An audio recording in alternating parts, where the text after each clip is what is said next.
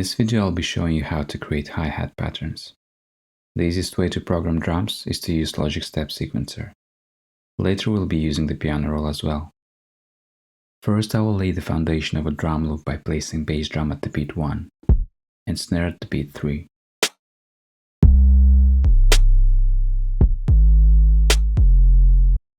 Now I can start adding hi-hats. First I will place hits on every step.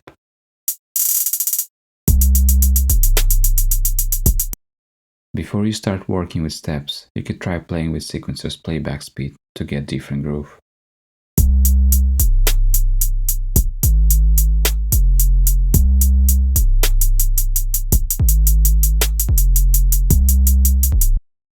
Let's remove upbeat steps, so hi-hats play on the downbeats only.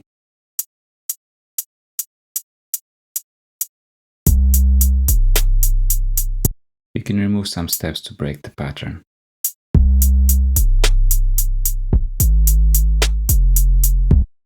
Now let me show you how to make your hi-hat sound more human and avoid so-called machine gun effect, when each hit sounds exactly the same. Logic Sequencer allows you to edit different parameters of steps. You can find them in this drop-down menu. I find it easy to use key commands to switch between them. First, let's play with the velocity values. This way you can imitate difference in volume of each hit, or how hard the drummer would hit the hats. Another important parameter that adds variety is timing. You can go to Sequencer's Inspector and add some swing to your pattern.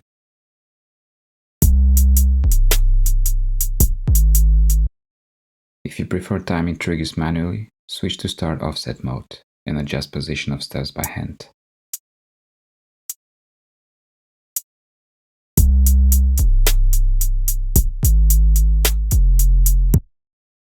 This sounds more natural, but I would recommend you working with multi-sampled libraries, or use at least 2 different samples to make it less repetitive. Next you can add triplets and rolls, which are used a lot in trap music. First I will switch to time mode to connect steps. Now in note repeat mode, we can divide those steps to create rolls.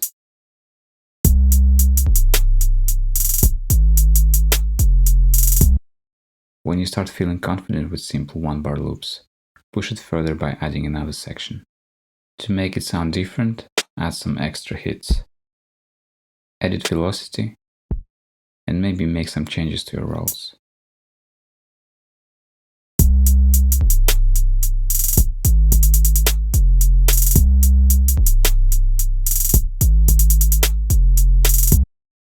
Step Sequencer is a great way to sketch ideas.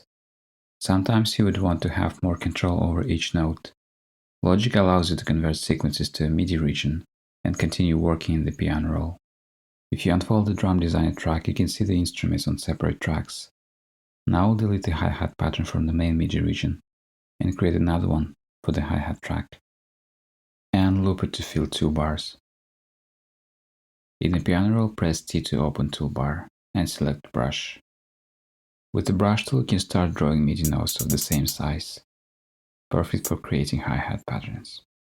You can change the size of notes by selecting different time quantize modes. If you want to see position of notes with higher precision, increase the value of grid division. You should explore available quantization. Let's try dividing the beat into an unusual number of notes.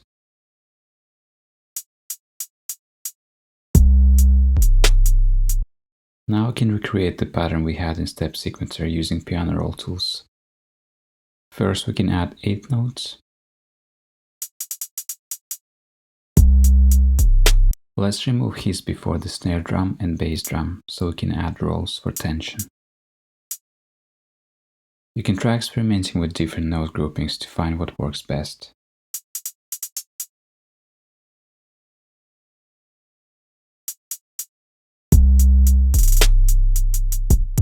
Since we are working in the MIDI region that is placed on hi-hat track, we can change the root note and play with pitch.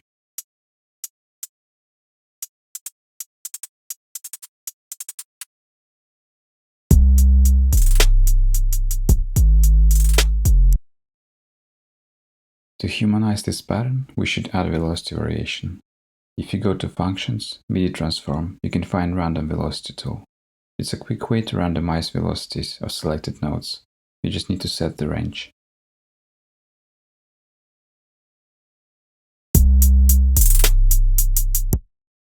Or press A to open automation and fine-tune the velocity values. It isn't necessary to use all of the techniques I mentioned in this video, but it's nice to have a selection of different approaches to try from track to track.